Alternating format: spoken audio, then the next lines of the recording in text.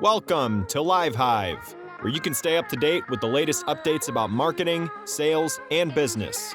You can also get more details from our website at www.livehive.com.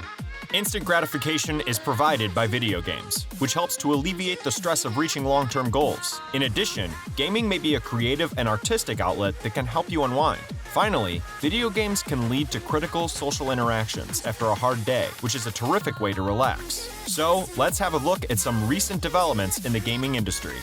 Lost Light, a survival shooter from Netease, has been soft-launched August 2nd.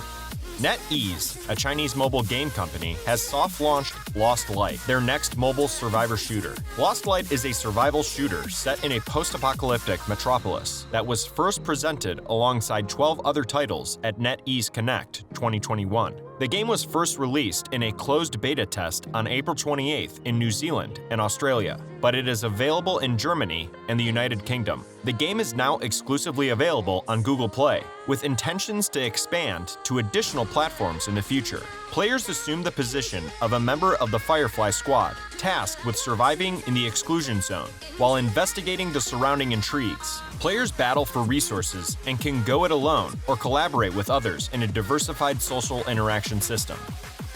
Following criticism from official media, Tencent's stock drops by $60 billion, August 2nd.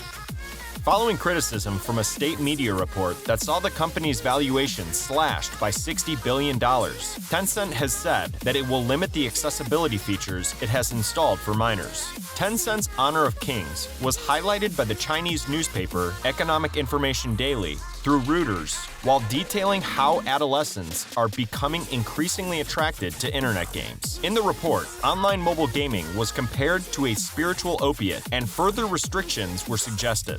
Xinhua, China's largest state-run news agency, is affiliated with the news organization.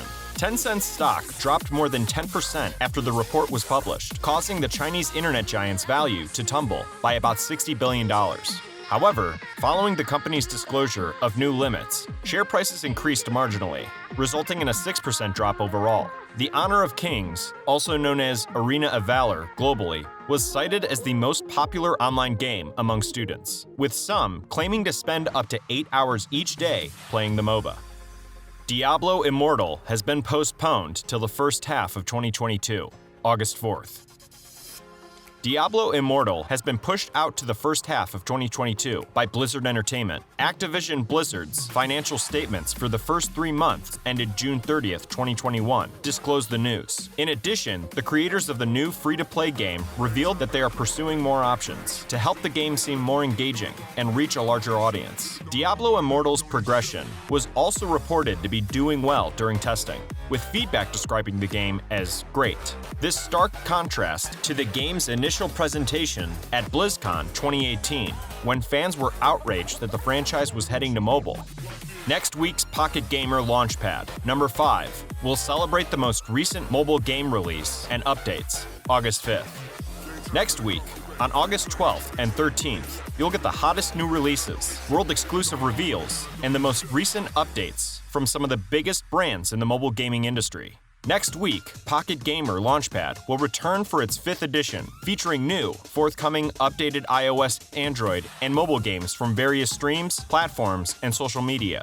The event will consist of 2 free 2-hour live streams, featuring world-exclusive announcements, live gameplay, competitions, and a roundup of outstanding games that consumers will be able to play shortly. We'll also get a behind-the-scenes sneak peek at how the developers create their most significant successes in exclusive interviews. As King and Call of Duty set new sales records, Activision Blizzard expects a mobile explosion, August 4th.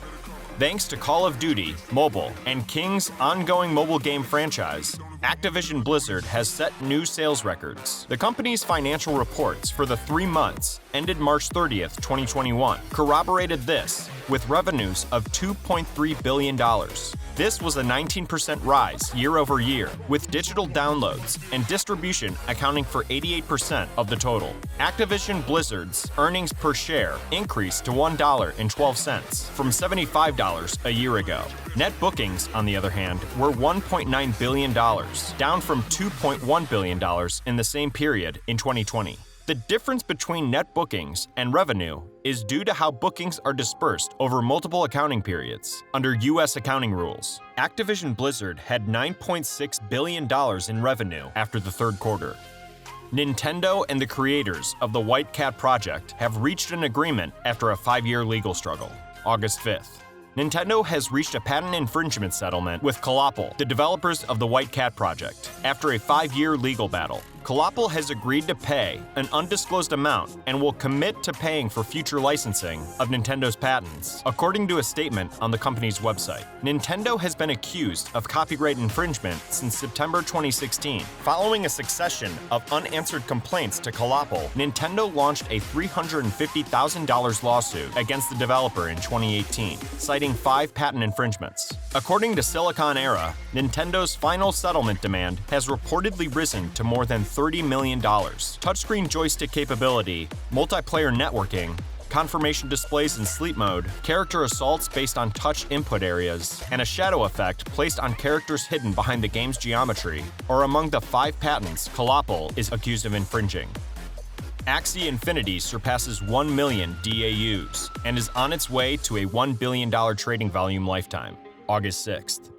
Axey Infiniti, a blockchain game, has surpassed 1 million daily active users, according to Sky Mavis. This statistic is up from 350,000 DAUs in early July, according to a Twitter confirmation. The game is available on PC and mobile, with Android accounting for 67% of all gamers. Unfortunately, the game is only available as a sideloaded APK file and not through Google Play.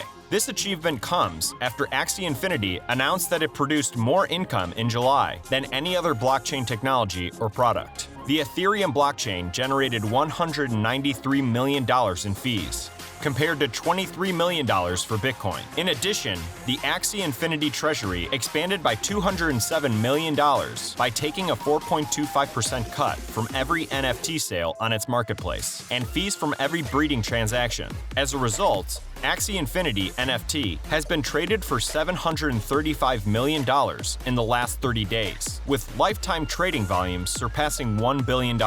These fees, however, are not paid to Sky Mavis, the game's developer, but rather to the Treasury, a community-controlled fund entrusted with overseeing the game's long-term future. Monster Hunter Stories brings the total number of games available on Apple Arcade to over 200, August 8th. Apple's game subscription service, Apple Arcade, now has over 200 titles accessible. On September 19, 2019, Apple Arcade premiered with 72 games, including Oceanhorn 2, Sonic Racing, Sayonara Wild Hearts, and Grindstone. Since its launch, 150 more titles have been added to the service, bringing the total number of games available to 202 at writing. Monster Hunter Stories, Super Leap Day, and Super Stickman Golf 3 were the games that pushed the total past 200 games. The majority of games are released on Fridays. However, Apple is inconsistent in releasing new titles to the service. 32 games were posted to Apple Arcade on April 2, 2021, followed by 2 months of silence before being uploaded again. Zynga's second quarter sales increased by 59% to $720 million, August 9th. Zynga has announced that their revenue has increased by 59% to a new high of $720 million. The data were revealed in the company's financial statements for the quarter ending June 30th, 2021, with advertising accounting for 18% of revenue and in-app purchases accounting for 82%. Zynga's revenue in the United States increased by 58% to $436 million during the quarter, while overseas sales increased by 62% to $284 million. Toon Blast, Toy Blast, and Harry Potter Puzzles and Spells were mentioned as games that performed exceptionally well. In addition, Zynga Poker had its most significant second quarter sales in 9 years, while Words with Friends had its best for the same period. Net profitability was $28 million, compared to a $30 million loss predicted by the firm. In terms of operating cash flow, Zynga generated $161 million. In addition, it had $1.2 billion in cash and short-term investments at the end of the quarter. Zynga's games garnered 41 million daily active users and 205 million monthly active users during the quarter. Rosie's reality has been removed from Apple Arcade due to the developer's inability to sustain the game, August 9th.